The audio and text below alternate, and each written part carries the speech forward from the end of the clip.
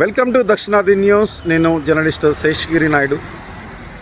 విద్యుత్ శాఖ ఈఈ మస్తాన్ రావు గారికి, అలాగే అద్దంకి పట్టణ విద్యుత్ శాఖ అధికారులకు పట్టణ ప్రజల తరపున దక్షిణాది న్యూస్ దినపత్రిక 80వ స్వతంత్ర దినోత్సవ శుభాకాంక్షలు తెలియజేస్తూ ఉంది. ఈ వీడియోలో కనిపిస్తున్నది నామ్ హైవే రామాటాగిస్ పక్కన బీటీ రోడ్డు మీద విద్యుత్ స్తంభాలను మనం చూడవచ్చు.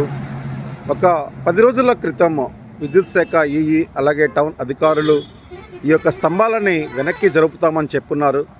ఆ ప్లేస్లో ఆటోలు నిలుపుకుంటే ఈ నామ్ హైవే ఫ్రీ అవుతుందని, ప్రమాదరహితంగా తయారవుతుందని దక్షిణాది న్యూస్ ఎప్పుడో విజ్ఞప్తి చేయడం జరిగింది. దాని మీద మళ్ళీ దృష్టి పెట్టాలని పట్టణ ప్రజల తరపున దక్షిణాది న్యూస్ కోరుకుంటోంది.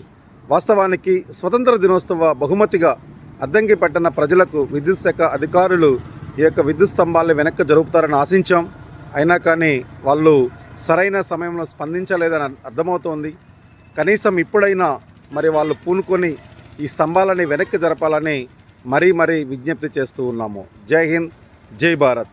జర్నలిస్ట్ శేషగిరి నాయుడు, దక్షిణాది న్యూస్, అద్దంకి.